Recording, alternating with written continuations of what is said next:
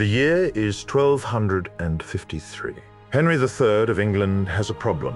He needs money, he needs soldiers, and he has just had an absolutely inspired idea for how to get both at the same time. He is going to give people an honor, a great honor, an ancient honor, an honor so prestigious that to receive it is to join an elite brotherhood of warriors stretching back through the centuries. He is going to make them knights, whether they like it or not. We are all familiar with what a knight is supposed to be: gleaming armor, a noble horse, chivalry, romance, a code of honor so pure it could make a saint weep. Sir Galahad seeking the Holy Grail, Sir Lancelot in the tournament, the whole romantic apparatus of medieval nobility, polished to a blinding shine by 700 years of people who were not the ones paying for it. Here is what nobody tells you. Knighthood was, from its very inception, a catastrophically bad financial proposition. The armor cost a fortune. The horse cost more. The ongoing obligations were ruinous. And at several points in English history, wealthy men were legally compelled to accept this great honor and responded, with admirable pragmatism, by bribing the king to take it back. This is the economics of knighthood, and it is considerably more interesting than anything involving Guinevere. Let us begin with the bill. You needed a destrier, not just any horse, a specialized animal bred for combat, trained to charge into walls of spears without bolting, capable of carrying a fully armored man at speed across a battlefield. In modern terms, somewhere between 40 and 100,000 pounds, depending on quality. Exceptional animals cost considerably more. You also needed a palfrey for travel because you were not riding your destrier to the battle and arriving with a tired and irritable 40,000 pound investment. That is another 20,000. Then the armor. A full set of plate and mail, roughly 6 months of a skilled craftsman labor, somewhere between 40 and 70,000 pounds. Quality mattered because the alternative was being stabbed. Then the shield, the lance, the sword. Not a cheap sword, but a proper one, balanced and well made. Another 10,000 conservatively.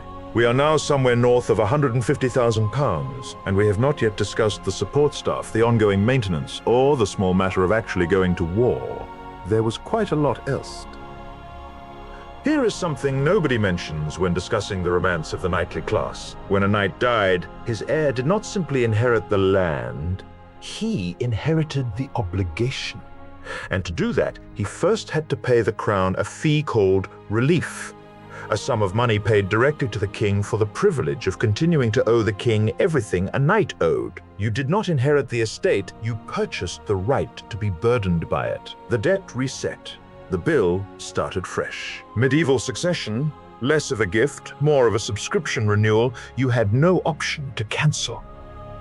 And now we arrive at perhaps the most magnificently cynical institution in the history of English governance. Distraint of knighthood. The crown needed knights. Knights were expensive to maintain, and it turns out, the moment you made knighthood voluntary, a great many sensible men with sufficient land simply declined to become knights. They had done the arithmetic. They had seen what the arithmetic said. They had put the arithmetic away in a drawer and gone back to farming. So the crown made it compulsory. Any man hold land worth £20 a year was legally required to present himself for knighthood, later raised to £40. Failure to do so was a punishable offence. The punishment was a fine, which is to say the crown would inform you that you were legally obligated to accept an expensive honour, and if you declined, you could instead pay a smaller sum of money and be left alone. This is not a subtle distinction. The crown had invented a system for extracting money from wealthy landowners by threatening them with something more expensive than the fine. The honor existed to make the fine feel like a bargain. It worked brilliantly. Henry III raised thousands of pounds this way. Edward I refined it considerably, issuing distraint orders before his Scottish and Welsh campaigns with what contemporaries describe, in the diplomatic language of the period, as great enthusiasm. Charles I revived the practice in the 1630s and raised tens of thousands of pounds. His critics noted this was taxation by another name, conducted without parliamentary approval. His critics were, by this point, beginning to form a parliamentary army. But that is a different documentary. The point is this: knighthood was so financially burdensome that the crown could monetize people refusing to accept it. The prestige of the institution and the ruinous cost of the institution were not in tension. They were the same mechanism. The honor had to be expensive. If it were cheap, no one would pay to avoid it. On the subject of the crown extracting value from the institution at every possible opportunity, we should discuss battlefield knighting. Kings occasionally knighted men mid-battle as a motivational tactic, a reward for bravery on the spot. The new knight, kneeling in the mud with a sword on his shoulder, would have been aware that he had just inherited £150,000 worth of equipment obligations, active military service, annual fees, and the ongoing expectation of maintaining an appropriate household, all effective immediately, assuming he survived the next 10 minutes. Congratulations, you have been honored. You might think, having purchased your horses, commissioned your armor, and possibly bribed a king to avoid doing any of this, that you were done spending money. You were not done spending money. You had not yet involved the church. The dubbing ceremony was, by the high medieval period, a deeply religious occasion, and the church, to its considerable credit, had identified this as an opportunity. The aspiring knight was first required to take a ceremonial bath symbolizing purification. The bath had attendants. The attendants expected payment. It is genuinely possible to calculate the cost of medieval knighthood down to the hot water. Then came the odd-night vigil in a chapel, kneeling before the altar, contemplating the obligations ahead, almost certainly also contemplating the bill. The church required candles, clergy present through the night, and a full mass in the morning. None of this was free. The armor and weapons were then blessed individually, with a priest of sufficient rank required for each piece. The fees accumulated accordingly.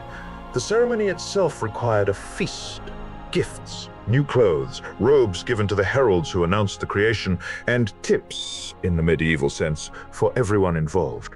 A modest knighting ceremony might cost the equivalent of a year of income. A grand ceremony at court could cost several years. This was the price of entry, after which the actual obligations began. The tournament.